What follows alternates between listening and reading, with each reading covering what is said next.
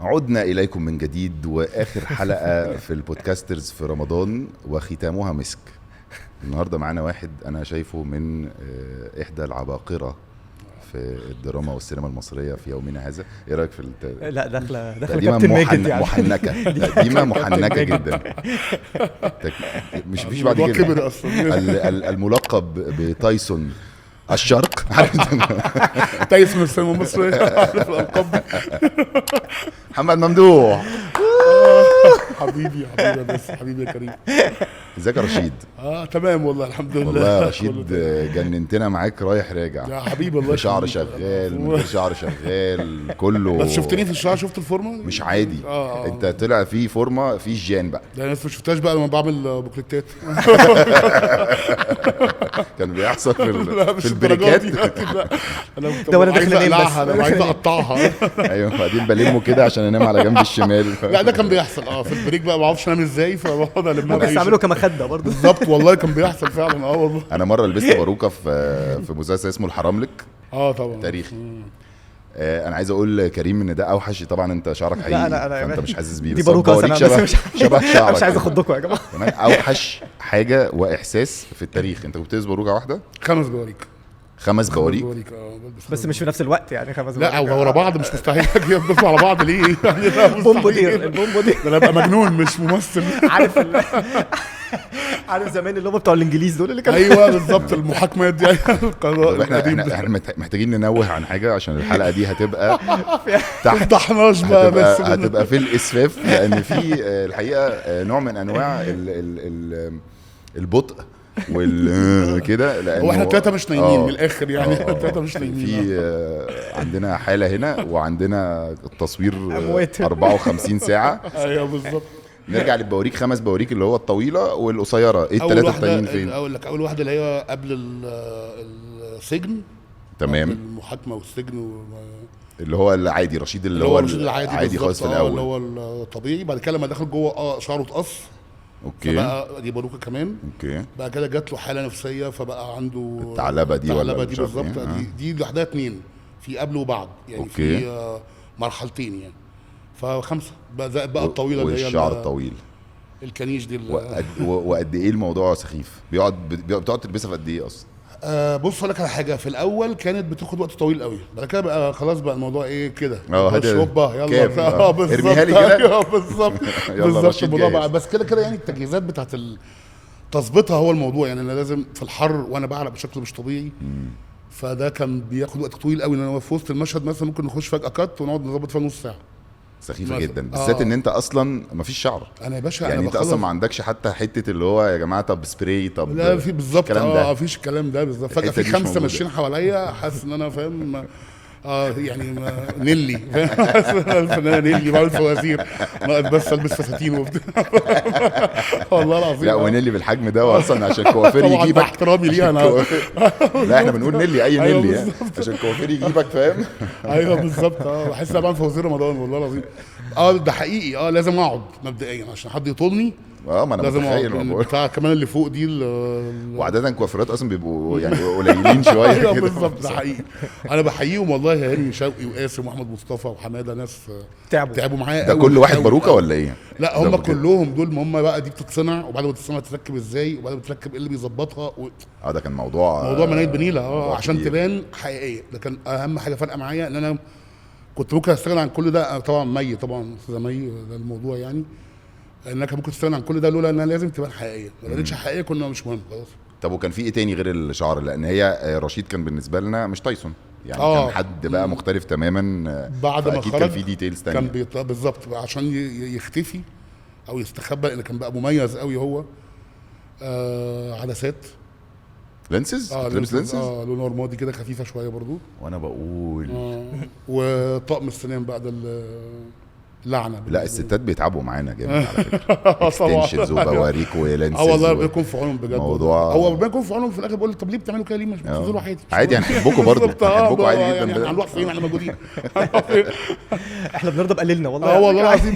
تمام يعني. انت ما تتعبوش قوي كده على فكره. طب تايسون الحقيقه انت دخلت عالم التمثيل وسبت بصمه كبيره جدا مع كل المعاكسات العكوسات والمعاكسات اللي جات لك. تمام، على الصوت والمش عارف ايه ومخارج الالفاظ والحاجات اللي احنا القديمه دي مش عايزين نتكلم فيها. بس انا ما بتضايقش، بالعكس ده بالنسبه لي ده حاجه بناء يعني. ده لا احنا انا مش قصدي مش عايزين قصدي مش عايزين نتكلم فيها لان كل الناس اتكلموا فيها، واحنا دايما بنحاول نخش في حته حته ثانيه. أيوة بس احنا نقدر نقول انت اشتغلت عليها جدا، لان الموضوع بقينا نسمع بقينا نفهم ونسمع في الاول كنا بنحس اللي انت بتقوله دلوقتي بقينا نسمعه كله. فانت اشتغلت عليه اكيد. طبعا مع استاذ كورسز يعني وكده ولا مع نفسك؟ دكتور جان ناصر، لا ازاي ده دكتور جان ناصر طبعا، ده بعد ربنا سبحانه وتعالى يعني، هي ليها فضل عليك. ونعم بالله. ده مخارج الفاظ. مخارج الفاظ و انا اشتغلت على نفسي بقى في موضوع ان انا لو يعني كانت احيانا الحاجات بتفلت مني لما بحس حاجه، فبقيت اقنن شويه، اخد بالي يعني. اشتغلت على نفسي ان انا ممكن اعمل بروفات على مثلا حاجه، لو حاجه فيها انفعال جامد اعملها الاول قبل مثلا، وتتاكد ان هي هقول ايه، هيخرج ازاي الكلمه، وتسجلها وتقعد تسمعها تاني. بالظبط، الله يفتح عليك. انا كنت بعمل كده من زمان قوي، ايام الورش زمان قوي. انا كبير اصلا مش صغير، انا 42 سنه. فانا 42 ما شاء الله. الله يخليك. المهم يعني زمان ايام في مصر، ايه الكريم اسمه نوع ايه؟ لا مفيش ميه كتير وباخد بالي من بشرتي، بحط خيار. اللهم صل على النبي. غيروا البرنامج يا جماعه، احطه ساعات باكله بعد ما بحط بوريك، بلبس بوريك خلاص شخصيتي الموضوع فتح. شخصيتي اتغيرت خالص. كنت بقول ايه، هي دي النيله عليا، كنت بقول ان انا مش صغير، عندي 42 سنه. زمان في مصر كانت في حاجه خطيره بتحصل في مصر، كان في تبادل ثقافي. بيجيبوا مخرجين من بره، من اوروبا، مخرجين بجد ومؤلفين وبتاع، بيدوا ورش بدون مقابل في في مسارح الدوله في مصر. ده على نفقه الدوله. على نفقه الدوله بالظبط. بس الكلام ده انتهى مثلا من 2002 يعني. قعدت اخش ورش مثلا من وانا من 98. انت من امتى اصلا؟ انا بمثل يعني، انا دخلت وانا في ثانيه ثانوي، دخلت مسرح مدرسه. دخلت مسرح مدرسه. اوكي. وعلى فكره كنت رايح مسرح مدرسه عشان كان مسرح في مدرسه البنات، فكنت مبسوط قوي. كان ده الموضوع بصراحه. اهدافه زي اهدافي، فاكر لما كنت بحكي لك في البودكاست بتاعنا. لا الموضوع بالنسبه لي انا كنت رايح فعلا، واحد صديقي يعني ربنا يمسيه بالخير، ولسه تيم صديق عمري يعني، اسمه محمد خالد، كنت رايح له البيت. وكنت ساعتها كنت جاي من ماتش ملاكمه، فكنت متخرشم شويه، فلقيته بيقول لي ايه، تعالى نروح المسرح، عندنا عندي بروفه، تعالى معايا وبتاع. قلت له ايه يا عم مسرح يا خالد؟ قال بس تعالى. دخلت انبهرت يعني، دخلت مسرح المدرسه ده انبهرت، ما اعرفش ليه حقيقي. بالبنات ولا انبهرت لا كان ساعتها كان فاضي ساعتها كان. بالظبط كان فاضي، انا عايز اقف على المسرح ده بالظبط. لا وفجاه مديره المسرح شافتني ضخم وبتاع، فقالت لي عايزاك في دور مش عارف تعمل ايه. انا قلت ايه الكلام ده؟ بقى لقيتها بقى مدرسه بنات. حلوت ومفيش مدرسه، مش هروح مدرستي. الدور حلو في عينيا فجاه. ايه ده هو ده دور حياتي بالظبط. انا كنت في مدرسه اسمها الخدويه ثانوي، وانا كنت فبقى ايه، كنت نيله يعني، كانت سمعتي نيله في ثانوي دي. كلنا في ثانوي كنا. الخدويه دي فين؟ الخدويه دي في الحلميه. في السيده زينب يعني، في شارع عند احمد ماهر كده، مستشفى اسمها احمد ماهر، شارع بورسعيد. ولسه ما زالت. دي حاجه خطيره، دي كبيره قوي. طب والسمعه دي كانت ايه، دي خناقات ولا ما كنتش بتذاكر، ولا كان ايه حالتك؟ والله دلوقتي خلاص اتكلم براحتي. لا انا كنت بهرب طول الوقت ورش مدرسه. اوكي. بالظبط طول الوقت كنت بكرهها جدا. والله لا كنت بكرهها جدا بالظبط. كانت من قلبه دي. ما حدش يحب مدرسه يعني اكيد. بعد كده بقى لقيت حاجه اهتم بيها، اللي ساكنه اهتماماتي ان انا العب بلياردو، بقى مش موجود خالص في المدرسه وخلاص بقى. يعني لغايه ما لقيت حاجه بقى ايه اتكني فيها، فاهم؟ بس كانت المدرسه بالنسبه لي تسلم ايدك الله. سيرفيس، فول سيرفيس. قلت لك بارك ستريت لذيذ، ما صدقتنيش. بس هو يعرفه بس الاول يشوفه بس. احنا بنصور بارك ستريت، هو فين؟ ايه بارك ستريت ده جنبك ب5 دقايق، وده قعد يشرح لي فيها بتاع والله نص ساعه، وانا فين المكان ده؟ بس ده عيب عندي انا والله، ما بخرجش. بيتوتي. بيتوتي فعلا. طب لا كمل احنا لا انا عايز اكمل، بس كنت بقول ايه ده الموضوع. كنت بتهرب من المدرسه. كنت بتهرب من المدرسه وكنت بتحب تلعب بلياردو. بالظبط.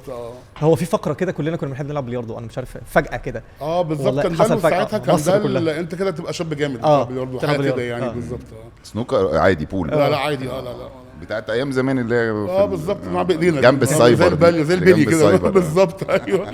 بايدينا كده يعني اي كلام يعني. فعجبك المسرح؟ بس عجبني المسرح جدا ووقت اهتم بقى فجاه تركيزي راح في حاجه مفيده. بقيت اقرا وبقيت بحب يعني، وحاولت اخش معهد سينما بس ما عرفتش. ليه؟ انا بحب الكتابه ما عرفتش، ما فشلت في الورشه. بيتهيألي مش سهله انك اصلا تخش معهد سينما. مش سهله. هو ايه اصلا وبتبقى- البروسيس؟ وبتبقى عدد معين من الناس بالظبط، مش ممكن أي دفعه حد. كامله يبقى فيها 2 مثلا، دفعه كامله هو يبقى فيها مش 2. امتحان عادي زي مثلا زي اي جامعه ليها حاجه مختلفه، ولا امتحانات قصدي يعني ليها بتاخدش اوديشنز ولا بتمشي ازاي؟ يعني امتحانات لا امتحانات، بس امتحانات يعني حاجات شفوي يعني، الا بقى الورشه دي بتبقى بيسالوك بقى ويتكلموا معاك وحاجات كده يعني. ده كان موضوع كبير بقى، ده اوكي. بتتكشف هنا. قبل كده بتبقى على ايام انا يعني كانت اول بيشوفوا بتعرف ايه يعني اسئله عاديه، اسئله عامه. اوكي، اللي هو بتذاكر وتخش عادي. بالظبط. الى بقى الورشه دي موضوع تاني بقى، انت بتتخصص وبتاع وتسال اسئله كبيره بقى يعني، موضوع كبير يعني. This podcast is powered by VU, a mart in an app. فانت دخلت مسرح المدرسه وبعدين عجبك الموضوع فكنت عايز تخش معهد تمثيل. معهد لا تمثيل. معهد سينما سيناريو. كنت بحب الكتابه قوي. انا ستيل أصلاً؟ بحب الكتابه. انا ستيل بحب الكتابه. ما انا يا جماعه اتلخبطت يا جماعه، خدني واحده واحده. ماشي. لا معهد إحنا- سينما ما فيهوش تمثيل. معهد سينما ما فيهوش تمثيل، ما فيهوش كتابه تمثيل. اوكي. فانا كنت بحاول اخش معهد سينما. انا هعمل ان انا هعمل ان انا كنت عارف على اساس ان انا ممثل وكده. لا لأن- معهد فنون مسرحيه هو اللي في قسم التمثيل. صح. معهد سينما ما فيهوش فنون تمثيل. مسرحيه. معلش انا بقول لك كنت بصور بقالي 24 ايوه سنه. انا معاك معهد فنون مسرحيه سوري. غير معهد سينما، معهد علي السينما. ده حاجه كنت عايز تكتب وكنت عايز تقدم على معهد السينما ده وما اتقبلتش. ما اتقبلتش. عملت ايه بقى؟ فضلت بقى، كنا ساعتها مكونين ورشه، مكونين قصدي فرقه، وفضلنا بقى نعمل فيها مسرح ونعمل ورشه لنفسينا وبتاع. فالمهم كنت رجعت بقى الموضوع بتاع ان كان في زمان دخلت ورش كتير قوي مع مثلا مخرج دنماركي، مخرج فرنساوي، مخرج نرويجي. كنا بناخد بقى حاجات كتير قوي، فده فادني بشكل كبير يعني. كانت حاجات من غير مقابل. وكانت تمثيل ولا كتابه؟ لا تمثيل بقى، بتعمل تمثيل وارتجال وكلاون وحاجات كتير قوي بقى بتعمل. ورش طويله مش قصيره يعني، بتقعد 6 شهور تعمل ورشه. والله عايز اعرف بقى انت اصلا اكتر عنك انت من بدايه خالص. انت اتولدت فين؟ ابتديت دخلت المدرسه فين؟ الكلام ده كله. لان انا وانا بقول له اول ما فكرنا قعدت اقول له من انا تايسون عايز اقعد معاه، حاسس ان انا بالظبط كاني قاعد مع واحد صاحبي كده من وانا بتفرج على الانترفيوز. والله تحس كده اللي هو واحد قاعد معاك عادي كده وقاعد بيرغي، ونفسي اسمع منه، نفسي اسمع قصته. والله ما بهزر بجد. حبيبي يا كريم. ادينا واحد بايوجرافي كده. انا سيدنا اتولدت في الكويت اصلا مبدئيا. مبدئيا اتولدت في الكويت. السلميه. ايوه بالظبط، كل المصريين بالظبط الفل. كلنا على فكره والله بالظبط. المصريين اصلا موجودين في الكويت يعني كلهم. جيت هنا عندي 6 سنين او 7 سنين حاجه كده. في الجلف سكول.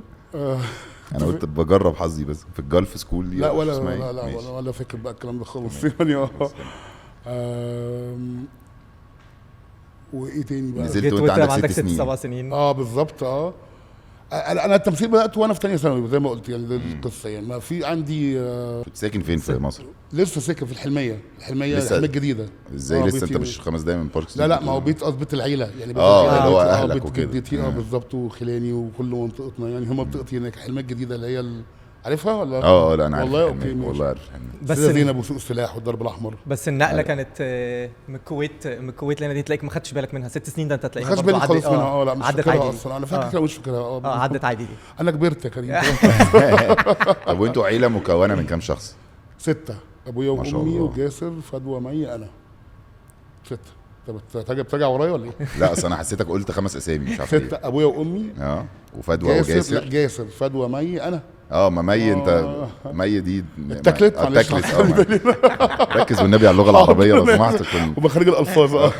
فانتوا 6 وكنتوا عايشين في الحلميه الجديده. الحلميه بالظبط. كان عندنا كذا بيت كده في الحلميه وفي مدينه نصر وفي المعادي، بس يعني الحلميه ده بيتي الاساسي. وهي دي المنطقه اللي انت تعتبرها لحد دلوقتي بيتك وبتحس فيها طبعا. لازم كل فتره كده اروح اعدي، وكل فتره كده بحاول اعدي واشوف. وكانت الحياه عامله ازاي بقى؟ يعني كانت اللي هو مدرسه وكده ولا كنت ابتديت تشتغل بدري تحاول تعمل فلوسك انت لوحدك؟ لا كنت بس بعمل كده من ورا اهلي. كنت اشتغلت حاجات كتير قوي. تشتغل من ورا اهلك؟ طبعا. ليه؟ ممنوع يعني اللي هو انت عشان مش محتاج لا مثلا؟ لا انت بتشتغل في مدرستك وانت في المدرسه مذاكره بس مركز وبتاع. بالظبط. لكن انا بقى عشان كمان دخلت التمثيل وكانوا هم رافضين. فوقت ايه طب لا همثل. طب يا ابني مدرستك، يا ابني كليتك. طب حاضر ماشي. طب واشتغلت اشتغلت ايه إيه؟ الشغلانات معلش؟ دايما مش معلش. بحب دايما الفقره دي قوي. لا مش معلش، اشتغلت حاجات كتير قوي. اشتغلت في ماكدونالدز مثلا. اشتغلت في ماكدونالدز على الكاشير ولا معلش؟ احب لا الديتيلز. في المطبخ بجد؟ في المطبخ وكان ليا شرط دايما، كان عندي بروفه دايما الساعه 6 لازم اروحها، فلازم امشي قبل 6. كنت بعمل مشاكل كتير عشان امشي قبل 6. بس 6 6 يعني انت بتروح المدرسه امتى وتروح ماكدونالدز امتى؟ لا وبعد كده مدرسه تطلع؟ مش بعد المدرسه، لا الكلام ده في الجامعه. في الجامعه. الكلام ده في أوكي. الجامعه. لا مفيش وانا الجامعه ما كنتش مهتم بيها خالص، كنتش بحب انا حقوق دي خالص. انت كنت اصلا في حقوق. بص خلينا آه. متفقين ان انت كنتش مهتم بالجامعه وما كنتش بتروح ماليش في المدرسه. التعليم. انا بحب اعمل حاجه يعني انا بحب اعملها. اوكي. أنا المسرح. انا بقى مسرح. طب وانت ليه دخلت حقوق اصلا؟ عشان مجموعي كان زي فهي اللي جا في وشك. ما خليناش بقى نقول تنسيق. كلام. تنسيق. ما تخش لا، بقى لا، بص تصديق. يعني احنا عايزين نجيب التاريخ بس مش عايزين نجرح. لا ولا مجرح، انا تمام. لا انا مش عايز اضايق الناس بس مني. لا كمان انا حقوق طنطا كمان مش كمان. يعني انا جريت جراند سابقه اسيوط. بالظبط. لا بس انا رحت بقى، قررت اروح لا وقعدت حبيت اعمل فيها ان انا تمام. انا عندي عاده كده لما بخش حاجه هعملها يعني هعملها. لا مش لازم اعملها بس هجربها. هجربها واديها فرصتها للاخر. كانت معايا تمام، ما كانتش معايا خلاص. عرفتك. اه انت لو فتحت فيلم واكتشفت بعد تلت ساعه انه وحش بتخلصه؟ لو ما نمتش هخلصه. لو ما نمتش بس انا عندي المشكله دي، ولما بيخلص بقعد اقول طب انا ايه اللي قعدني؟ انا ليه اتفرج؟ انا بالظبط. شايفه وحش بقالي ساعه. بالظبط. انا ليه قاعد بعاقب نفسي؟ لا ومركز. بس لازم عشان تعرف ايه الوحش انا شخصيا اتعلمت كده يعني برضه، ان لازم اشوف لو في حاجه مش عاجباني ايه اللي مش عاجبني. طب ما انا اكمل عشان اعرف ايه اللي مش عاجبني وايه وعشان يعجبني المفروض يحصل فيه ايه. لا هو هي فيها كمان بتبقى حته جلد الزيت دي، اللي هو انا عايز اتفرج انا متضايق ومش عارف انا بتفرج ليه بس هكمل. والله ما اعرفش ليه. لا بس انا لما دخلت التجربه بتاعت الحقوق دي قلت اجرب اشوف المواد دي والقوانين والحاجات ويمكن تعجبني وبتاع. ونزلت اصلا عايز اقول لك انا نزلت محاضره التمرين. نزلت والله كنت هتحبس. والله العظيم دخلت كنت هتحبس فعلا يعني. زعقت للمحامي. لا المحامي اللي معايا انا نازل تحت ايده، كان عامل عليا ريس، وهو كمان نازل اصلا تحت ايد المحامي الكبير. يعني احنا هو جاي هيأجل قضيه وانا يعني تحت ايده. كنت بقالي اسبوع في المكتب، وكان الله يرحمه كان واحد صديق بابايا يعني. فالمهم يعني نزلت زعقت له في المحكمه، فكان هيحبسنا احنا الاثنين. بجد قفش عليا وعمل فيها بتاع، فاداني عمل لي وش كده، فقمت مديله انا مش فاهم بقى حاجه. فتقفش عليا ليه يا عم؟ ايه يا بابا في ايه؟ فقلت له بيقول لي عم زعق لنا. وضحك ساعتها القاضي ضحك. بس كان عايز يهددنا بالحبس. 24 في ساعه المحكمه؟ كنا قدامه. هو عمل فيها تعصب. هو المحكمه دي اصلا حاجه مخيفه يعني. بالظبط. لا بس عارف اقول لك، ما هي مش عارف بيبقى في رول في ناس كتير قوي في المحكمه، كذا كذا كذا اتقال كذا خلاص اللي بعديها كذا كذا اتقال كذا اللي بعديها كده ايه. فهو كان عايز يأجل وعايز يعمل الغلطه من حاجه كده يعني. انا مش فاكر الحادث ايه بالظبط. انت ما عجبكش فايه يا عم في ايه؟ انت ما تتكلم عدل. فقلت له كده بالظبط، اتكلم عدل بس. فالتاني لحظه يا عم القاضي اتكلم عدل يا ابني. بالظبط. يا عم الراجل ده مش بريء ولا حاجه يا عم. فبص لي كده وقام قال لي بس يا ابني انت وهو كذا كذا. لا انا شايف حياتك وقصصك ألذ من التمثيل، فاحنا هنمسك فيها وبعدين نرجع في اخر الحلقه نسال على التمثيل تاني. تمام. فاحنا ابتدينا في ماكدونالدز. ايه غير ماكدونالدز؟ هقول لك بقى. بص انا ساعتها انا في وقت كده كنت بقى عايز اجرب، يعني كنت عايز اجرب حاجات كتير قوي بجد حقيقي. فانا من منطقتي في عندنا فرق بتاعه افراح طبيعي. بالظبط. حاسس الموضوع زي اي منطقه. بالظبط. فنزلت فرقه موسيقى يعني بتاعت افراح وبتاع فرق. انت تعمل ايه؟ دفاف. مسكت دف بجد والله العظيم في دفاف. افراح. دفاف. اللي هي دي. لا ده رق. الدف الكبير ده. الدف اللي هو ايوه اللي بيقعد يخبط خلاص ده. ايوه. يعني انت قررت فجاه نزلت قلت لهم يا جماعه عايز ابقى معاكم. صحابي عندهم فرقه وبتاع وحاجات كده، ونزلت جربت فرقه يعني اعرف. لا جت منين بس والله ما فيش. الموضوع ده ما بيتكروتش. لا مش كروتها والله، ما جاتش من حاجه. ناس صحابي شغالين يعني في السيده زينب، عندنا في فرق كتير قوي بتاعت افراح. حلو. فحقيقي من حكاياتهم قلت اجرب. وانا شلتي كانت عندها فرقه كبيره يعني. نزلت يعني بهزر. نزلت 4-5 ايام كده ايه، بقعد دم مفيش حاجه بفوقهم بس مش اكتر. نزلت كام فرح كده والله العظيم، واتبسطت جدا بالتجربه دي. بجد ساعات ليه بقى، لان انا ساعتها كنت عندك صوره للحوار؟ لا ما عنديش صوره، لا للاسف ما عنديش. لا لو دي عندي كانت بس بخطيره بصراحه. لا الصور ايه يا عم، جنب التنورة. احنا بنطلع على الفرع عايزين نخلصه، عايزين نمشي يعني. احنا مش طالعين نعمل مزيكا، مش هو يعني طالعين نقضي المصلحه. مش في الاوبرا احنا، لا احنا بسم الله الرحمن الرحيم وهنخلص الليله، فاهم؟ عايز تطرش العريس عشان يروح بقى. بالظبط. عايزين ناخد فلوسنا ونمشي يعني، احنا تعبنا بس مش اكتر يعني. كانت عجباني الفكره جدا، بان انا حقيقي كنت بجرب حاجه يعني. كنت خلاص دخلت التمثيل وبقى لي مثلا 2-3 وعجباني فكره الشخصيات دي. فانت يعني بتدرس اكنك بتدرس شخصيه يعني. نوعا ما بشوف الاجواء عامله ازاي يعني. بحب فكره ان انا اجرب حاجه دي، بقول لك بروح برمي نفسي فيها فعلا يعني. وشغلت قهوجي. لا بس انا لحظه عشان رايحين في حته بقى دارك وحلوه وجميله وديب. اشتغلت 4-5 افراح بس. حصل اي مواقف في ال4-5؟ لا انت بتهزر بس والله. اصل هو انت نزلت في السيده زينب في منطقتك، صحابك عندهم فرقه، رحت مسكت الدف ونزلت 5 افراح. اكيد ما عدتش عادي ما عدوش مرور الكرام يعني، ما تقنعنيش. لا ما عدوش مرور الكرام. اخر فرح ده اكيد حصل فيه مصيبه. حصل مصيبه بصراحه، اتقبض علينا اصلا. قبض عليك البوليس؟ الفرح قام طول قوي، وفجاه البوليس جه لم الناس عشان نمشي. وافراح بقى في مناطق شعبيه ففيها حاجات لطيفه. طبعا انتوا اللي اتزفتوا. بالظبط. فاتزفينا بس يعني رحنا نمره كده ساعتين وخلاص عشان نقفل الفرح يعني. بالظبط. بالظبط. تايسون انت طلعت حاجه ثانيه خالص. وفتحت اصلا كافيه قبل كده برضه شغل. لا ارجع لي على قهوجي. قهوجي وكافيه. انا كنت قهوجي في كافيه يعني، انا اللي كنت شغال بعمل كل حاجه. فتحت كافيه واشتغلت فيه قهوجي. اشتغلت فيه قهوجي يعني، بعمل كل حاجه، بعمل اكل وشاش وشاي وكل انواع المشروبات يعني. وانا ماليش في الكوره، واكتشفت فجاه انا بيجي يقعد عندي، ان جه مرتين قاعد عندي وائل رياض. شيتوس صح؟ كابتن شيتوس. ايوه شيتوس بالظبط. وكابتن مش فاكر، ما علينا، مش مهم بقى. دي كوره مشهور بالظبط. في الاهلي.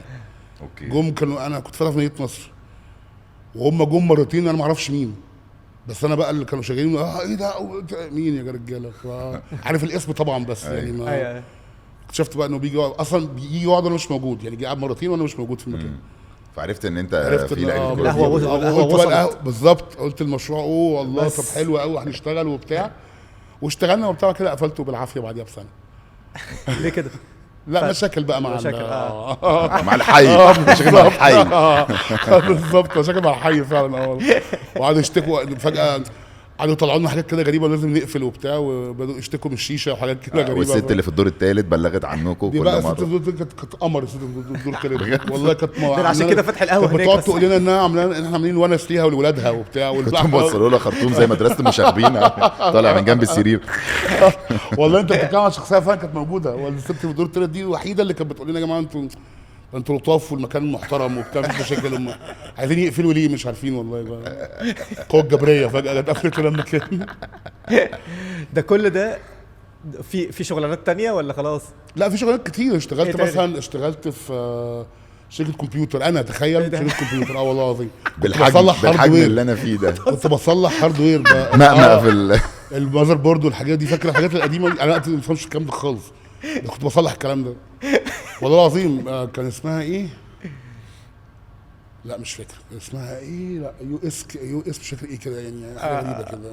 دي فجاه برضو قررت كده، لقيت واحد صاحبك عنده شركه كمبيوتر، دخلت معاه؟ لا كنت سبت البيت عشان عايز اصرف على نفسي. تعالى لي. انا بحب ان انا كل ما انكش في حاجه الاقي تاني. بجد كل ما تقول له اي حاجه يقول لك لا اصل احنا اتقبض علينا. ايه؟ لا احكي لي بقى اتقبض عليكم ازاي. لا كنت فتره كده بقى خلاص يعني، لازم انا بقى في سن الكام؟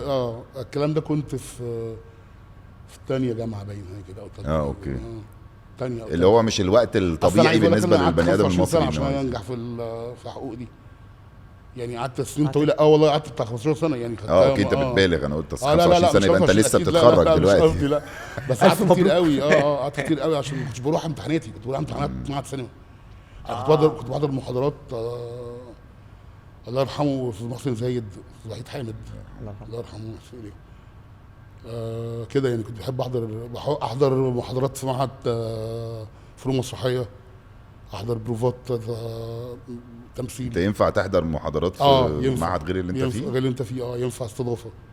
بس عشان انت في معهد تاني. لا انت كنتش في معهد اصلا، صح؟ انت ما اتقبلتش، صح؟ لا انا كان بيلاقوني قاعد كده فجاه، فمين انا وضيف خليك قاعد يسمعوا كلام او حسب الدكتور. طب ما ده سعي تايسون، ده سعي مخيف اللي انت بتقول عليه، ده سعي جامد جدا. الحمد يعني لله الحمد لله ان واحد يروح برجله يحضر محاضره هو مش في المعهد بتاعها بس عشان يتعلم، ده انت حب المهنه بالنسبه لك كان. ما انا بقول لك انا بحب اخش الحاجه ارمي نفسي فيها فعلا لغايه ما اشوف ايه اللي انا تمام ولا مش تمام نفسيا، كمان مبسوط ولا مش مبسوط، بعمل حاجه ولا ما بعملش حاجه، بطور ولا مش بطور، يعني هل انا واقف مكاني ولا انا باخد خطوه ولا بتطلع لقدام. باخد خطوه قدام. مش لازم يكون نجاح، لازم يكون ممكن يكون تطور في ادواتي، في ما اعرفش مصطلح اسمه ايه، بس يعني في مهنتي مش لازم اكون يعني الدرجات اللي باخدها ممكن بطور من نفسي، بطور من الشغلانه. هل ده متلاحظ مش متلاحظ، ده ممكن ينفعني قدام مش لازم متلاحظ دلوقتي. بس انت ما بينك وبين نفسك حاسس ان انت كسبت حاجه جديده. بالظبط بالظبط. يعني حقيقي معظم الشغلانات اللي دخلتها دي دخلتها بجد عشان ارمي نفسي اعرف ايه يعني كنت هتجنن واشتغل سواق تاكسي، لأن انا ما بحبش السواقه، بس كان نفسي اشتغل سواق تاكسي. بس انت بتسوقش ولا بتسوق؟ لا بسوق بس ما بحبش السواقه خالص. اوكي. من النوع اللي ممكن انزل اتخانق. طب ازاي ما بتحبش السواقه وعايز تشتغل سواق تاكسي؟ عايز اعرف المهنه اللي الراجل اللي بيقابل الناس دي كلها، تاخد التجربه بس العملي مش عايز تعمل. بيقابل كميه ناس في حياته طبعا. انا كممثل يعني انا في مهنتي انا، انت فاهم اكيد الكلام ده. وكمؤلف بقى لو انت بتحب الكتابه. بالظبط طبعا. يا لهوي سواق التاكسي ده، يا لهوي كميه كاركتر، بتقابل مصر كلها، بتقابل كل الناس ومش مصر، ممكن تقابل اجانب كمان، يعني بتقابل كل بني ادمين. صح.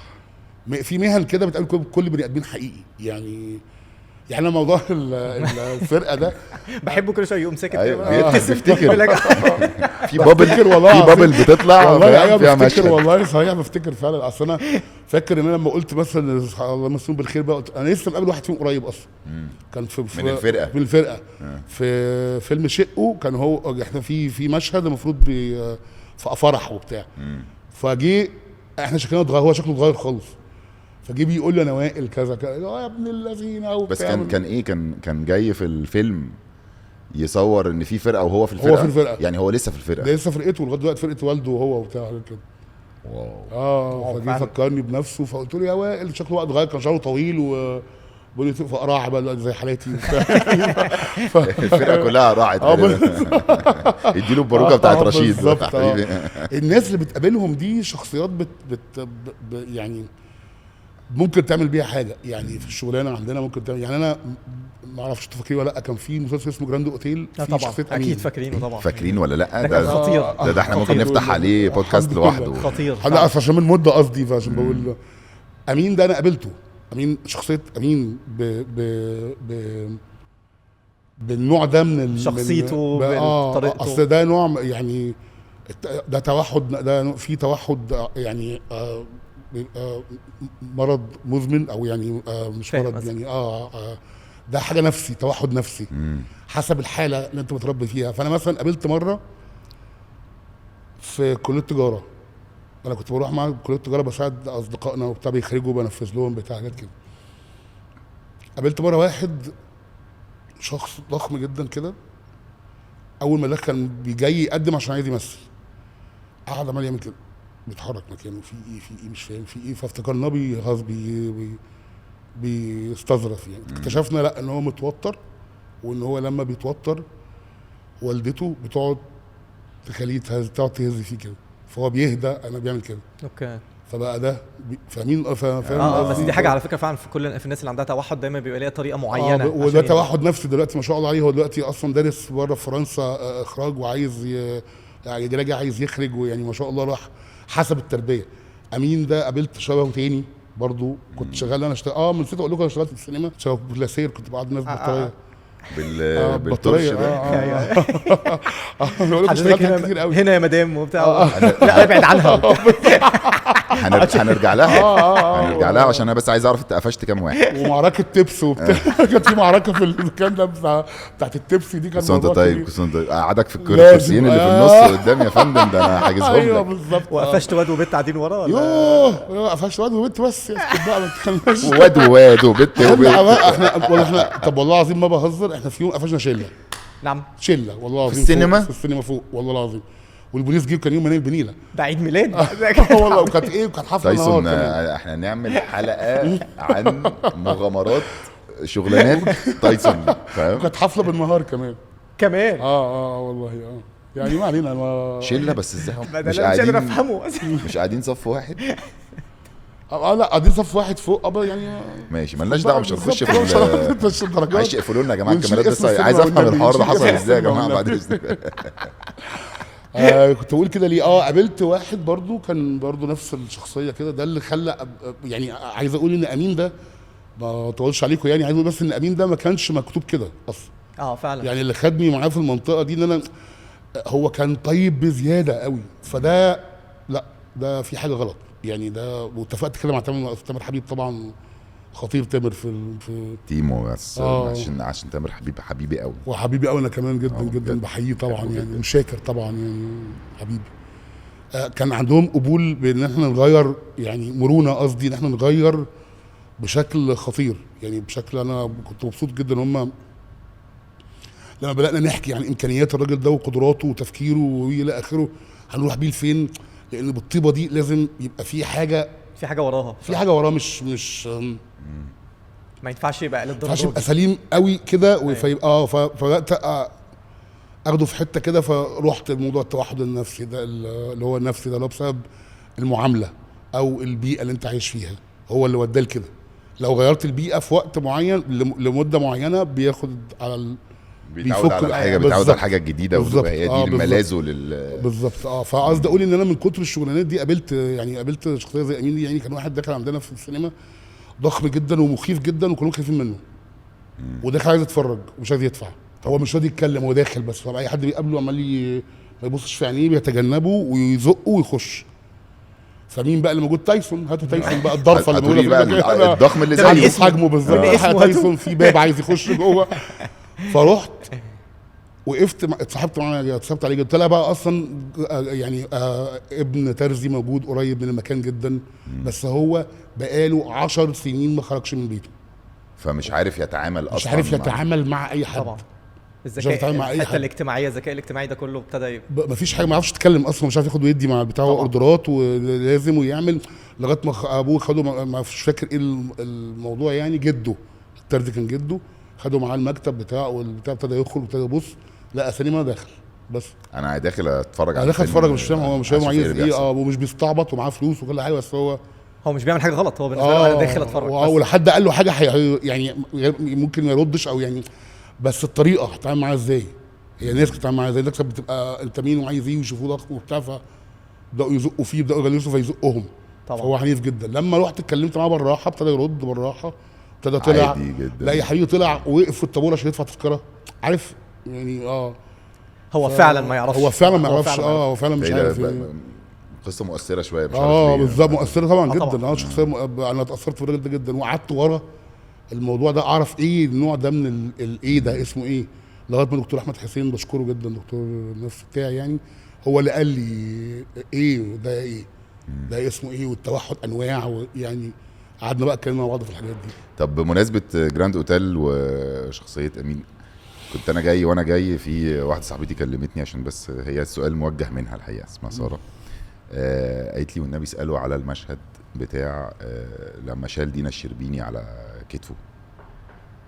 بتقول لي ان المشهد ده يعني بالنسبه لها هو احلى مشهد شافته في حياتها. بكام جد. يعني هي كلمتني مخصوص عشان تقول لي، كلمتني من دبي عشان تقول لي اسالك عليه. الحمد لله. فما اعرفش فين السؤال طبعا، ساره ما وضحتش قوي، بس عايز هو ازاي شالها؟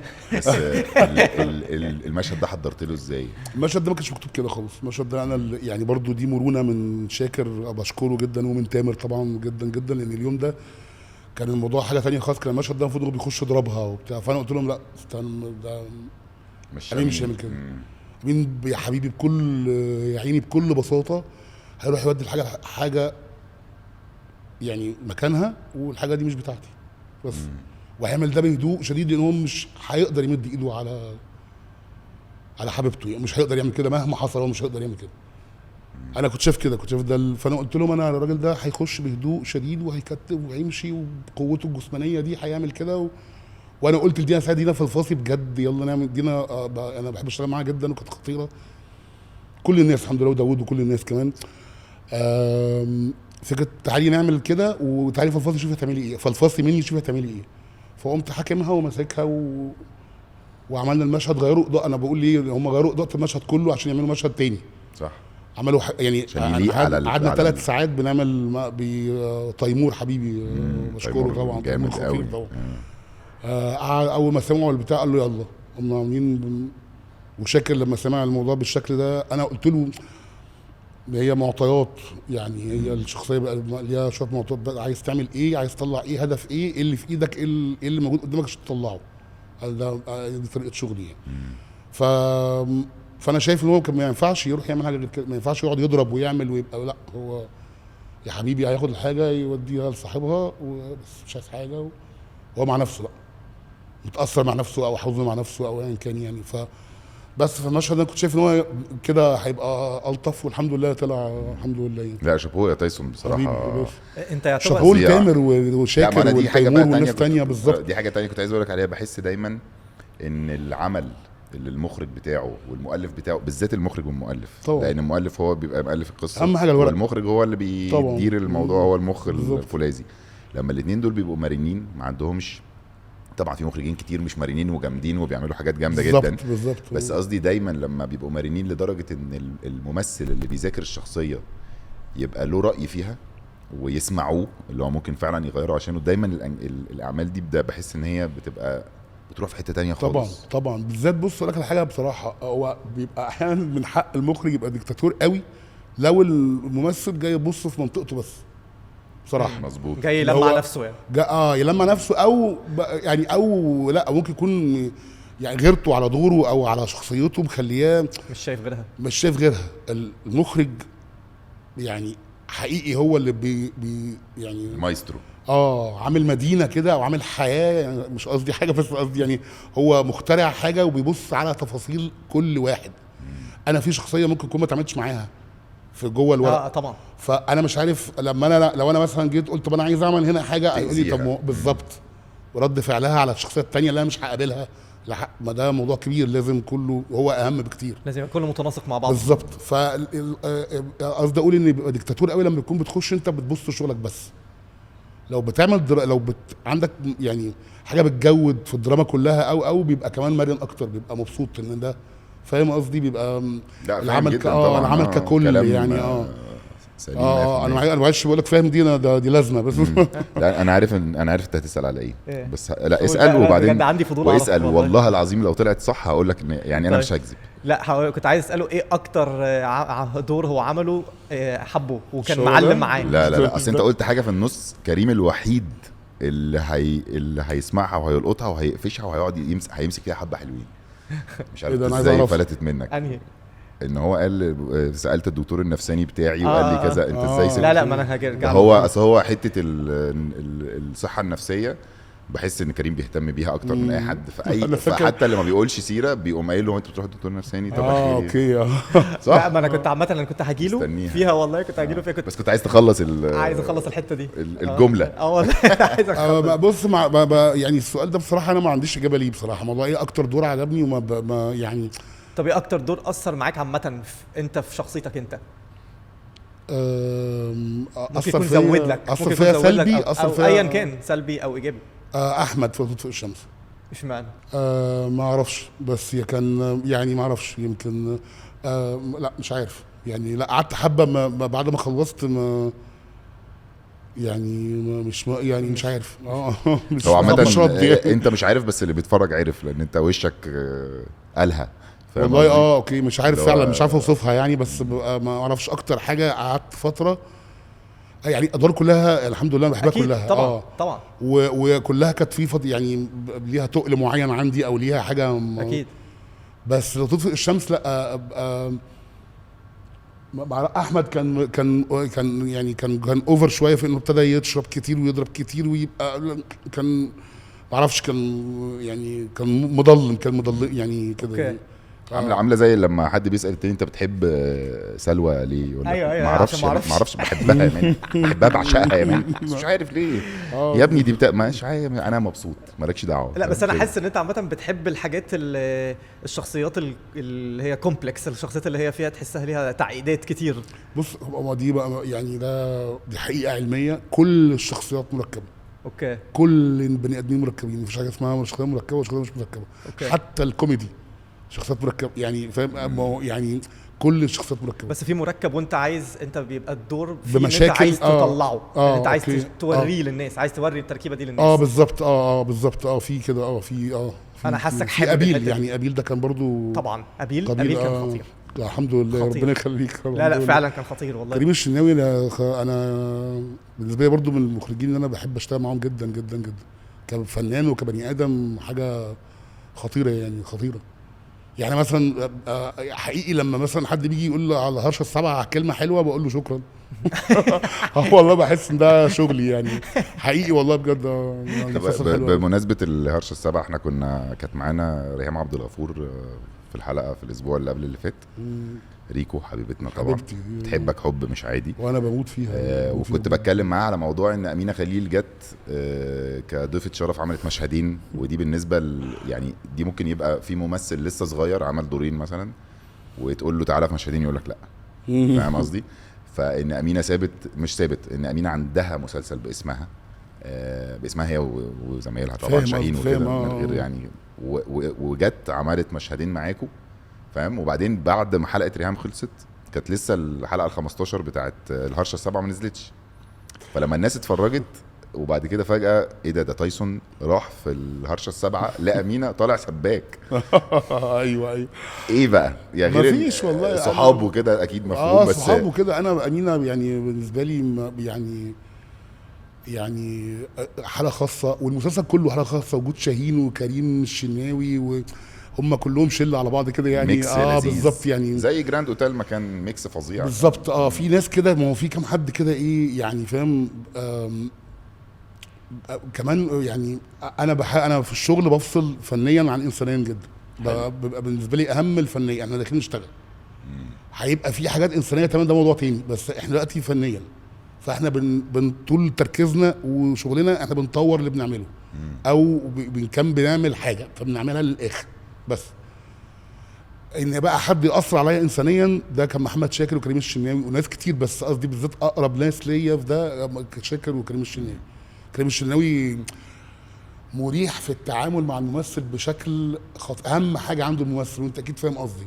طبعا اهم حاجه الممثل. المخرج اللي هو بيبقى دايما بيتعرف عليه ان هو بيقول لك هتسمعها دايما ان هو بيشتغل، ده المخرج ده بيشتغل على الممثل بالظبط، زي الاستاذه كامله ابو ذكري. طبعا انا بتكلم عن الناس اللي اشتغلت معاهم. لا انا قصدي عشان دايما بالذات الاستاذه كامله اكتر واحده في حياتي، اي حد يجي يقول له هتشتغل معاها، هي هتشتغل عليك انت بالظبط. هي معروفه بالموضوع ده يعني. بالظبط. كريم نفس الكلام. الفريم حلو وفي كل، بس انت الموضوع انت يعني انا من ادواته تمام، بس انا اهم اداه في ادواته. انا اهم يعني انا اداه في ايده، ده دي مهمتي ودي مهنتي، وده لازم اعترف بكده، ده الموضوع. بس انت اهم اداه في ادواته. بس ده عامه ده شيء يعني، حتى مش بس في السينما ومش بس في الاخراج، حتى لما تيجي تبص لها في شركات، في اي حاجه، اكبر اداه لاي مدير او اي حد كبير هي الناس. لو انت بالزبط. عارف ازاي تخلي كل واحد وتوظفهم وتخليهم يبقوا مبسوطين وحاسين ان هم بيكبروا، هتلاقي ان الدنيا ماشيه بسهوله وكله بيدي. دي الحاجه اللي بتفكر بتخليك تطور، بتعمل شغلك بتطوره وبتكبره. بالظبط. الاسلحه بتاعتك. بس قصدي اقول ان المخرجين بالذات في ناس بتبقى، ودول بيبقوا برضه في منهم خطار يعني بصراحه. الفريم اهم حاجه، اللي وراك ايه، السينوغرافيا اللي موجوده حواليك ايه، بتملى الفراغ ده مملي ازاي، ده بيبقى برضه، ومزيكا مش عارف إيه. بس ده ساعات بيبقى في وقت يعني، في ناس بتبقى زياده شويه، فبقى ايه يا عم انت مش شايفني ولا ايه؟ يعني انا مالي انا كل ده مش شايفني. يعني بالظبط. انا مالي بالعربيه اللي عدت ورايا، انا مالي انا بالعربيه لونها ايه، خليك معايا يابا. يعني حاجات كده يعني. طب انا عايز اسال بقى على حاجه تانية انا شفتها بره القصه دي خالص، شفتها ليك وانت بتتكلم فيها. تايسون قبل كده عمل دايت لمده 15 يوم 17 يوم. بشرب ميه بس، شربت ميه بس. انت ليه عارف حاجه زي كده؟ كنت سمعته وهو مره بيتكلم عليها. ايوه اتكلمت عليها انترفيو يعني. اوكي. بس عايز اقول لك ان انا بس عايز اقول لك على حاجه، بس ارجع لحاجه، ان اقرب ادوار لقلبي طريقي. فعلا سفنجة عشان ده اللي كان اكتر حاجه خلتك تخش توري فعلا اللي عندك؟ لا مش عشان كده، لا عشان ده اكتر، ده من اكتر الادوار اللي موجوده في وسط الناس حقيقيه. حقيقي اكتر من امين. على فكره امين عندي مساحه ان انا العب فيها براحتي طبعا. لان انا منطقه الامور، انا يعني الحاجه اللي بحب اعملها دايما امنطق الامر، يعني لازم تصدق، لازم امنطق اللي انا بقوله ده ليه. يعني هو مثلا عنده حاجه في دماغه ليه، عشان ايه، بسبب ايه كده. ايه المهم يعني سيد سفنجة ده موجود فعلا، يعني موجود على اجيال ناس كتير جدا قوي، وعلى اجيال موجود في اجيال كتير، فلازم عشان تعمله كل الناس دي تعرف بقدر الامكان لا انا كنت مستمتع بان انا بحاول اصدق اللي تامر كان، يعني تامر طول الوقت خطير الله اكبر عليه، بس قصدي في سيد ده ايه يا عم، ده ايه ده ازاي حقيقي كده، هو كاتبه ازاي حقيقي كده. كانت مسؤوليه عليا انا انقله بس، يعني ما عملتش حاجه في سيد ده غير ما عملت اللي تامر قاله بجد، ما عملتش حاجه. بحس دايما الحقيقي هو اللي بيكسب. بالظبط طبعا. زي استخفش بدماغ الناس، اهم حاجه استخفش الا لو هتعمل ساي فاي بقى، حاجه خيال. بالظبط، ده موضوع عيش بقى حياتك بالظبط. وهات لي بقى واحد بيطير وعينه بيفلق البتنجان وعلى فكره هو منطقها برضو يعني بيحط لها دراما لاين درامي بالظبط. يعني مثلا في روايه كده اسمها بيرفي العطر، بيرفيوم دي اعظم روايه في القرن اللي فات المفروض، يعني فيها حاجه خيال جدا، حاجه مش واحد بيشم ريحه الناس على بعض. مش دي اللي اتعملت فيلم بس كان فيلم وحش قوي، يعني مش وحش قوي بس كان روبرت دينيرو باين. لا كان داستن هوفمان، اشهر حد فيهم كان داستن هوفمان. ايوه غالبا سمعت عنه. ايه ده ليه؟ انا بحب الفيلم ده جدا. الروايه اخطر بكتير. عشان انت عارف، عشان انت قاري الروايه. انا قاري روايه عملناها مسرح قبل كده، عملتها مسرح زي هاري بوتر.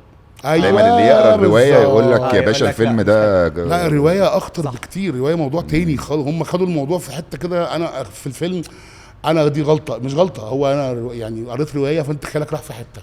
كل ما تشوف اي فيلم عن الروايه دي خيالك اعلى بكتير من الروايه، اعلى بكتير قصدي من الفيلم، او انت شفتها في حته اهم او ايوه لان الخيال ملوش بالظبط ملوش قوانين وملوش مخرج يعني انت دماغك هي اللي شغاله، وجهه نظرك انت اللي بتفرض كل حاجه، مش وجهه نظر واحد تاني يعني.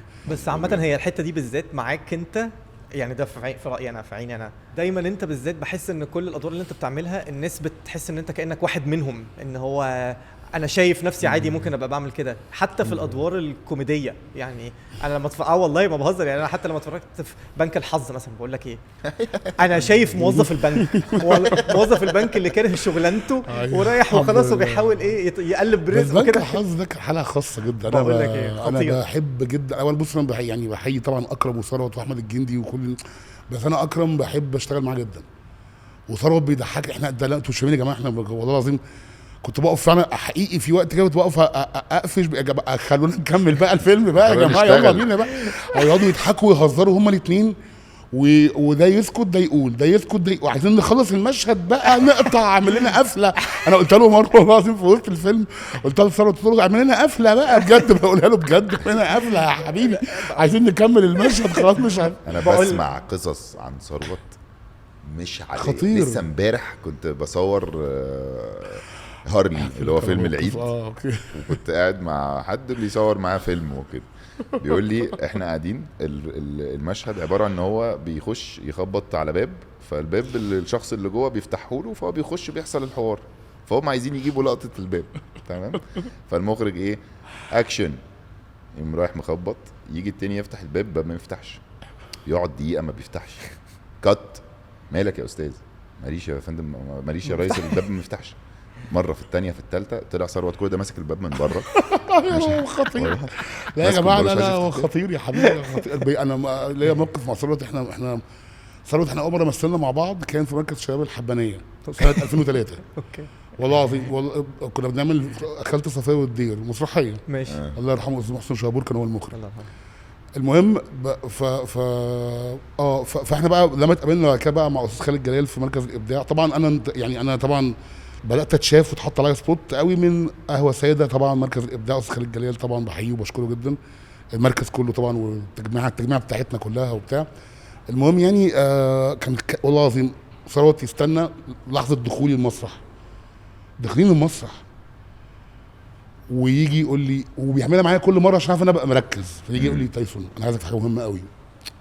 ثروت تايسون عايزك في حاجه مهمه قوي، ياخدني وينزل بيا تحت والله العظيم تحت ده في المركز الابداع في تحت بقى منطقه كبيره كده بنغير فيها وبتاع وانا ماشي وراه يلف بيا لفه ويقوم طالع تاني وانا ماشي وراه انا بقى حاجه انا طالع وانتهى. دي الحاجه المهمه اللي عايزني فيها. انا بقى كان بيغيظني انا ليه مركز معاه وبنزل معاه ليه؟ طيب انا انت بتفوق يا عم انت كمان ما تقوم ولا بقى نجري ورا بعض بقى فاهم خلاص نضرب بعض تمسك فيه يعني سيبني في حالي يا ثروت مركز يا حبيبي سيبني في حالي. انا بقى بحبه حب بيضحكني جدا. طبعا بقى هما الاثنين هو وثروت وهو اكرم بقى.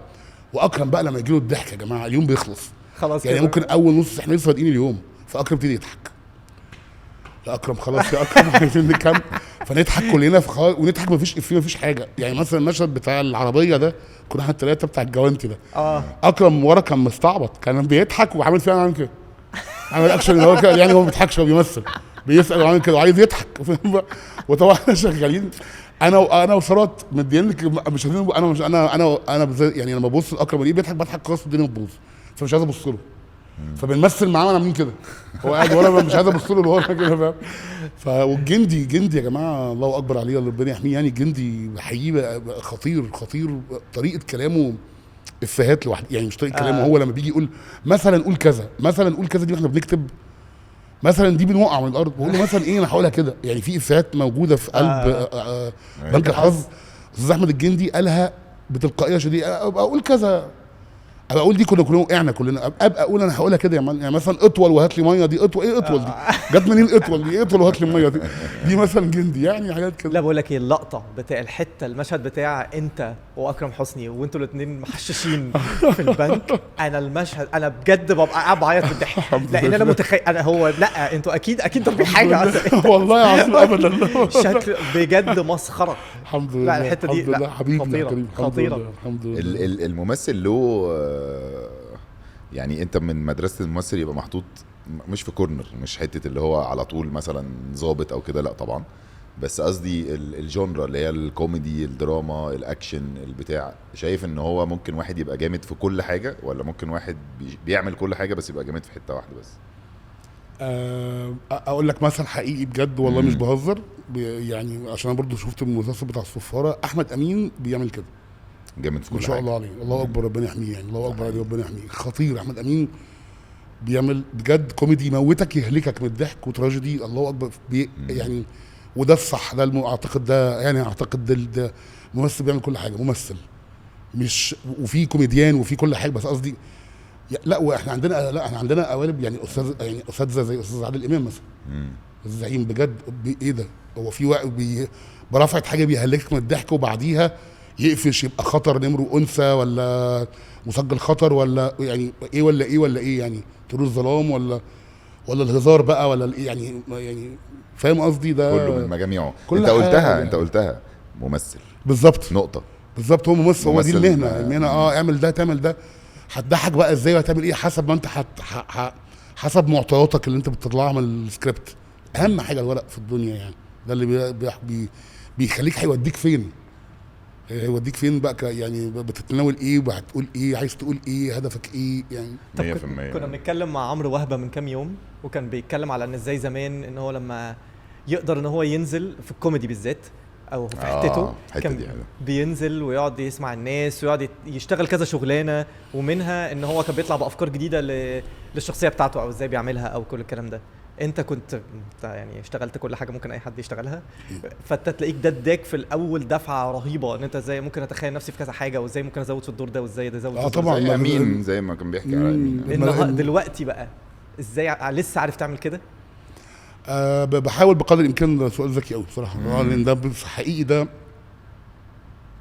وده ملوش علاقه بالغرور ومش بالغرور لا بس هو الموضوع ان انت لما بتبقى في حته الناس بتعاملك بشكل مش انت مش حقيقي بالظبط ايا غصب عنها مش عشان بتنافقك لا بتحبك يعني الناس بتحبك فبتعاملك بكده طول الوقت فانت مش عارف تبص بجد مش حقيقتهم مش عارف تتعامل معاهم بجد طب اعمل ايه الا بقى لما يعني لا في وقت بتنزل يعني في وقت يعني لا في وقت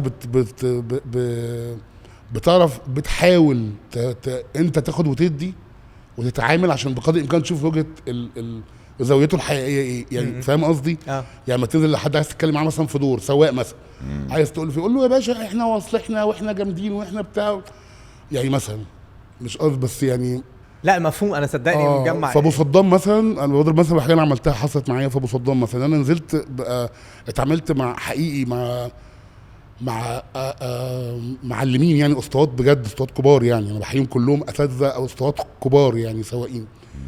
ما كانتش اللحظه اللي بيعلموني فيها الموضوع، لا لما بينزل من العربيه ويتكلم التباع بتاعه من غير ما اسمعه، هو متاكد انا مش سامعه. هي دي اللحظه اللي فجاه يقفش على التباع جدا، ابن عمه وفي سنه. ليه؟ دي مهنه لازم يتعلم كده، ودي اصولها، وكلهم متقبلين كده، في سنه واكبر منه وتحت ايده، بس هو عارف ان هو التباع، فلازم هو اللي يعمل كله. ولو غلط غلطه، الغلطه دي ممكن تقلب العربيه. في حاجات بتبقى غريبه يعني بجد والله، في تلميعه لو ما اتلمعتش ممكن المرايه دي تقوم مبوظه الدنيا، وانا بلف فباظت الدنيا. التراب ده لازم يتشال.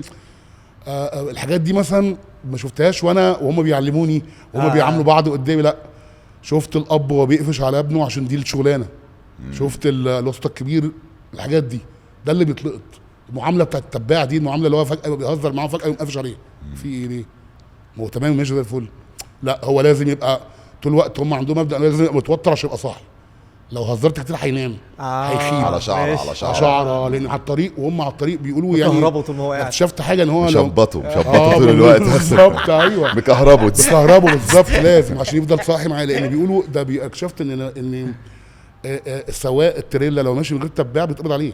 مفيش حاجه اسمها من غير تباع، ممنوع يمشي من غير تباع. يا سلام.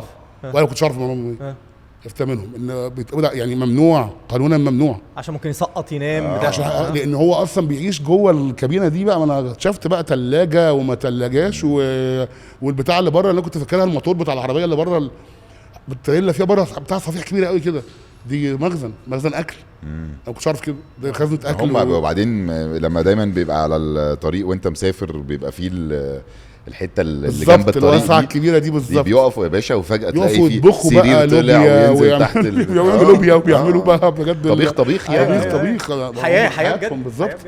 هيقعد اسبوعين 3 على الطريق وشفت منهجهم هم انت صح فانت امشي يا عم. الراجل حي في عربيه جنب صغيره يا عيني ماشيه جنب حبايبي يعني. ما انت بقى انت فوق في التلاجه انت شايف كل حاجه صغيره، وليهم السلام المعين وليهم الزماره المعينه. وفي بقى كمان لا في حاجه مهمه قوي، الراجل المحترم اللي كان معايا عمر ده قال ان في ناس بتتغر لما تركب التريلا، لما بيتغروا في نفسهم، هم شايفين نفسهم فبيسوقوا هم اللي سايقين الطريق فوق انا فوق والزماره بتاعتهم ممكن تطير عربيه من جنبك يعني. دي ممكن دي عربيه طارت من جنبك يعني، فاهم قصدي؟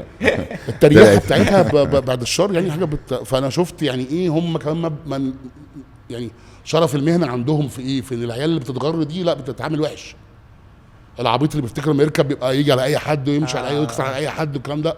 في سر للشغلانه وفي اصول للشغلانه. بالظبط، في اصول الشغلانه يا اخي سبحان الله. يعني مفيش مهنه مهما كانت صغيره او كبيره ملهاش قوانينها واحترامها وشرفها بالظبط واصولها بالظبط وفخرك ان انت فيها مهما كانت الشغلانه. وده بقى ممتع في شغلانتنا احنا، انك لما تخش شغلانه من دي اسرارها والحاجات دي ده ممتع ليك انت. انا بقى ده بقى ممتع، انا شايفه ده ممتع جدا انك توصل لاسرار الحاجات دي. ده لوحده ايه ده، دي حاجه تانية عمرك ما شفتها في حياتك. وده اللي يخليك كمان انك توصل للمشاهد بالزبط الصح، حتى لو المشاهد ما خدش باله من التفاصيل الصغيره اللي انت بتتكلم عليها بس هو حس بالحاله. ايوه زي احمد امين في الصفار. انتوا يا جماعه عاملين حاله جميله قوي في البودكاست النهارده بجد. ميرسي قوي، حاله جميله قوي.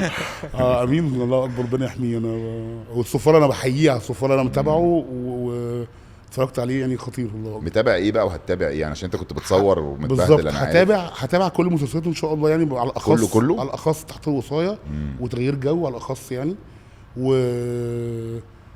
وتابعت الهرشه السبعه والصفاره بس لسه ما تابعتش باقي الحاجات. اوكي. بس طه اللي مع احمد امين، طه الدسوقي خطير خطير. وحاتم صلاح طبعا عاملين ادوار خطير بالباروكه بتاعته دي رهيب بضحكته دي. لا الله اكبر مبرر يعني. لا انا بموت من الضحك الموقف بينهم هم الثلاثه. وايه سماحه طبعا، وايه سماحه بقى السنه دي عامله شغل جامد قوي. شاطره الله اكبر عليها. من كامل العدد ومنى سماحه خطير الله اكبر عليها. بس فبتكلم على كمان عدد لسه ما شفتوش، لا للاسف. حلو. ما انا سمعت ولايت كده سمعت وخفيف ولذيذ. انا لسه واخد نفسي من 3-4 ايام انا. لا ما انت عندك لسه صاحي دلوقتي. انت عندك ماراثون يا باشا، عيش. بالظبط. اشوف بنتي بس الاول، اقعد معاها، حبيبتي وحشتني ومراتي. ربنا يخليك. عندك بنوته واحده بس؟ عندي كاميليا. عندها كام سنه بقى؟ 4-5 اللي جاي ده هتتم 5 سنين ان شاء الله. ما شاء الله. وانا 9-5، احنا بفرق بيننا 4 ايام. طور احنا الاثنين. نفس العيد. يا عيني ميرفت حبيبتي. ميرفت يا عيني مراتك يا لهوي تشد شعرها. لا هي اصلا جالس من سنتين كده، من سنتين صورت لنا مشهد انا وهي واقفين انا بنطنحر في بعض. هي مسميه السلحفه الدارفيل، هي مش عارفه مسميها ايه، وانا مسميها سلحفه عادي. سلحفه عادي. وهي تقول لا اسمها كده، لا انا عملت علي بعقلها وانا نقفش على بعض. فقامت مصوريانا بقى مشهد كده، ميرفت صورتنا طورين بقى، انت فاهم، بينطحوا في بعض بس يعني. طب احنا اتكلمنا كتير بقى عن ايوه بقى خش بقى، انا مستنيك على اللي انت عملته قبل والشغلانات والكلام ده كله. عايز اعرف بقى تايسون، انت كنت عايش في الحلبة ولا ايه؟ لا خالص. ليه بقى تايسون؟ برضه انا كنت فاكر انت ازاي سايب الصحه النفسيه يا ابني؟ انا مش مصدقك. بص اقول لك على السؤال ده، انا جاوبت عليه كتير. انا لعبت فتره ملاكمه كده، كان الكابتن مسميني تايسون عشان نفسي قصير زي تايسون، مش عشان انا جامد زي تايسون، لا. انا تايسون بيخش البلوت تويست فظيع. انت كسرت اماني ناس كانت حطها على كتفك كتير جدا. انا غير يا جماعه، انا مش حقيقي وانا بشورت وبتاع. انا راجل بحب، انا عايز اقعد عشان نفسي قصير اصلا، ماليش دعوه ولا بتايسون ولا دمويته لا. وتايسون بيكسب، بيبقى عايز يكسب جامد بقى. لا انا عايز اخلص. انا عايز اروح. هموت دلوقتي، عايز اروح لكاميليا يا جماعه سيبوني. انا مره والله العظيم مره كده غمضت عيني، مش مره كده بغمض عيني عشان العرق، باكل علقه ما كانش. ده في وسط الماتش قلت غمض عيني شويه؟ مش غمض، بعمل كده انا، ده عادي يعني، بس انا بغرق بقى، انا زياده شويه بعرق بشكل مبالغ فيه. فبعمل كده بفتح، ما فتحتش تاني، انا فضلت مقفله على الارض لغايه ما لقيت الناس بتفوقني وبتاع. في خير يا جماعه.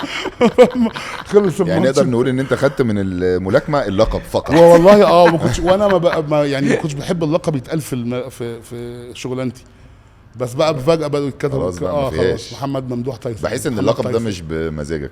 بالظبط، بمزاج الناس بالظبط. ده حقيقي. ده حقيقي. هتخش بقى نفسك تخش في الصراحه. مش هتساله انت طيب؟ مش اصل هو دي يعني لا، بحسها حتته هي اكتر حاجه كمان، وبيرغي فيها يعني بينطلق.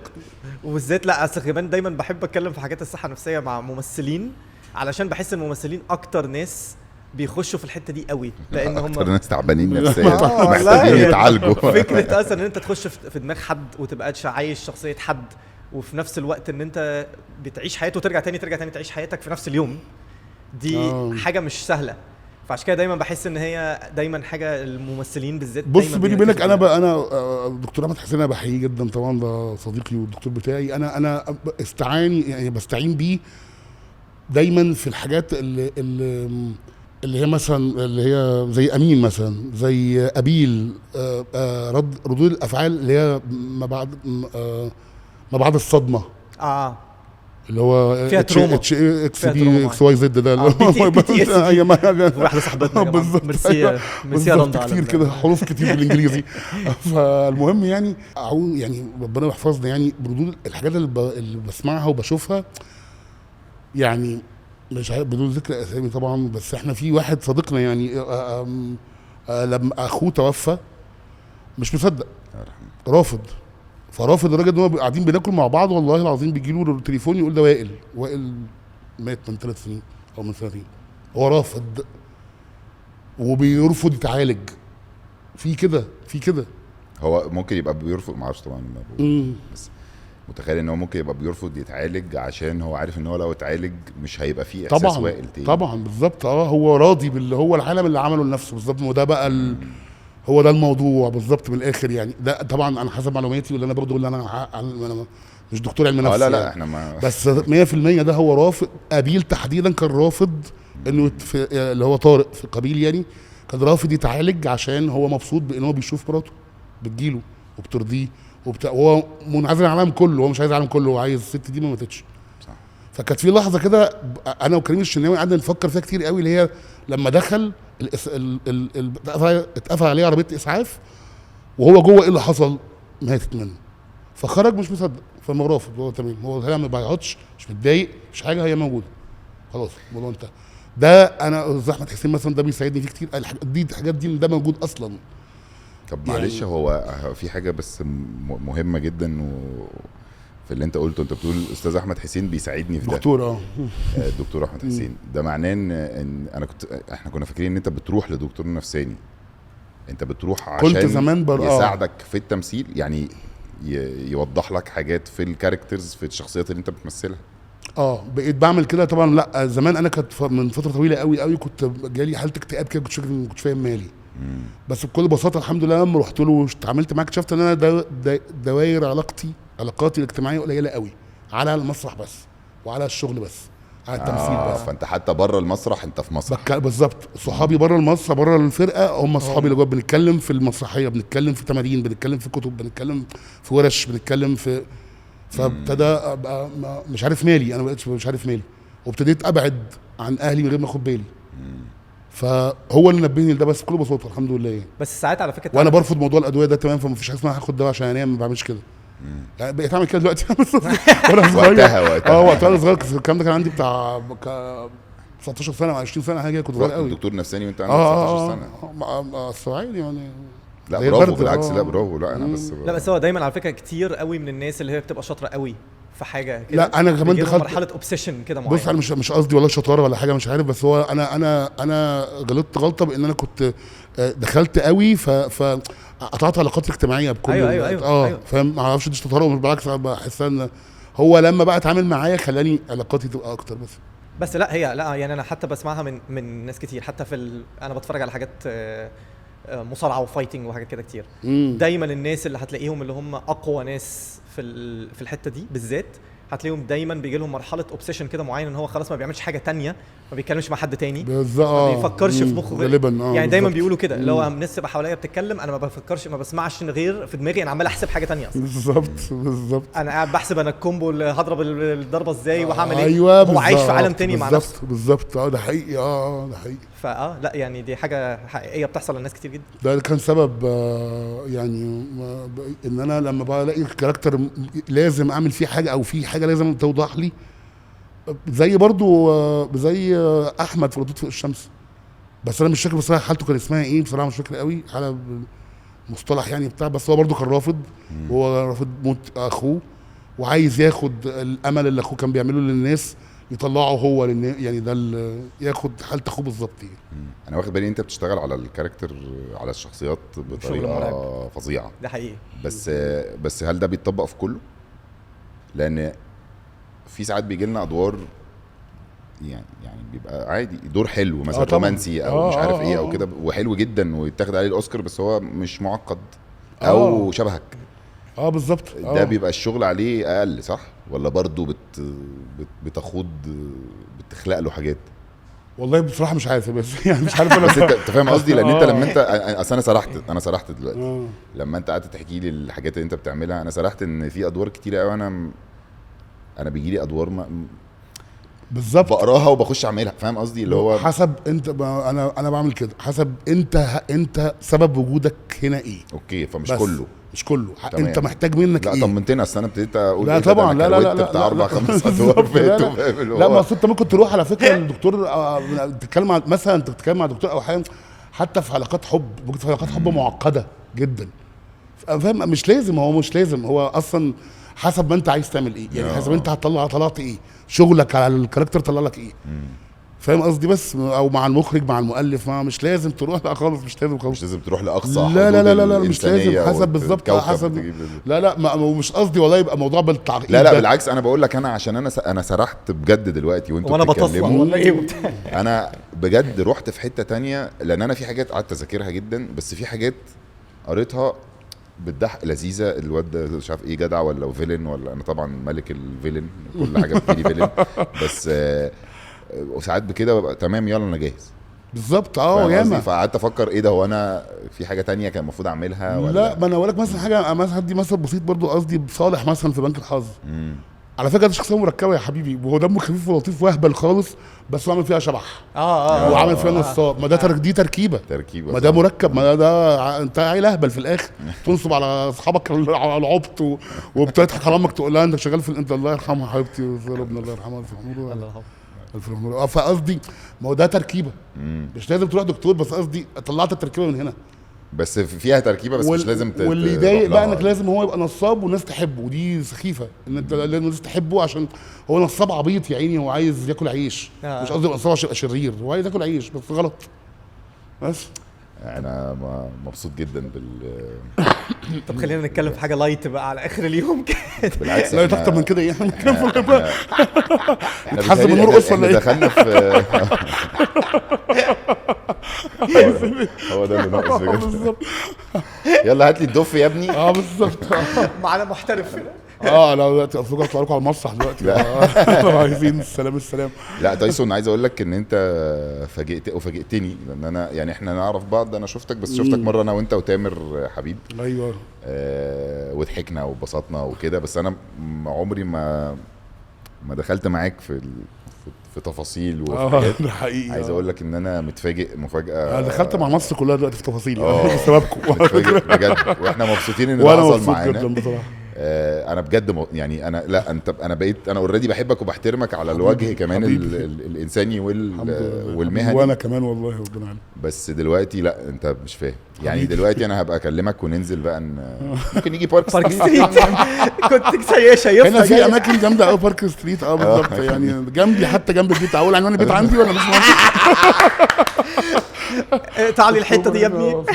الاعلان ده ليس مدفوعا بالمره، برجاء المحاوله مره اخرى.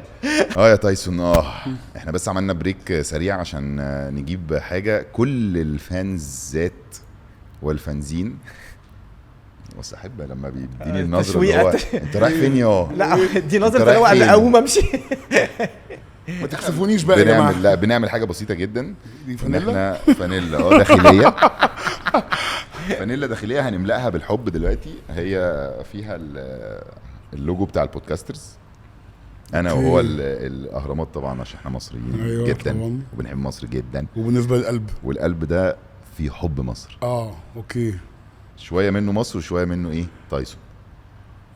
ليك حلوه دي قوي. تطبيل ده دف بجد.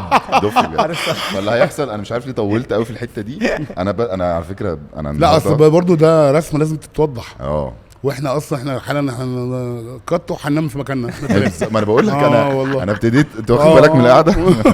فاحنا يا تايسون لا انا بفكر اقلع اصلا. بفكر ده يعني. فاحنا هنمضي عليه. ايه ده والله.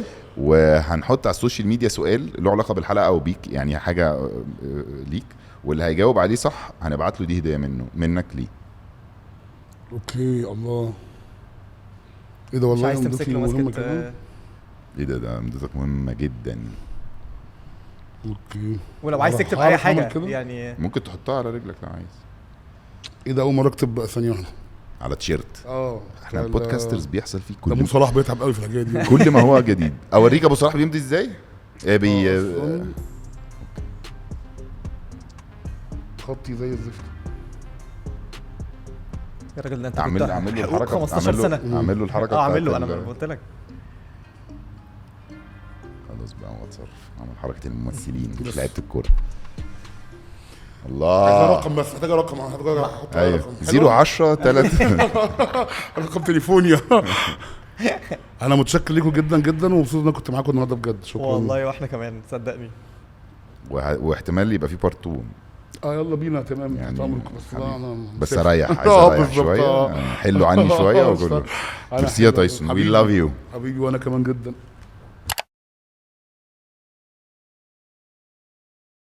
كريم نفس الكلام. الفريم حلو وفي كل، بس انت الموضوع انت يعني انا من ادواته.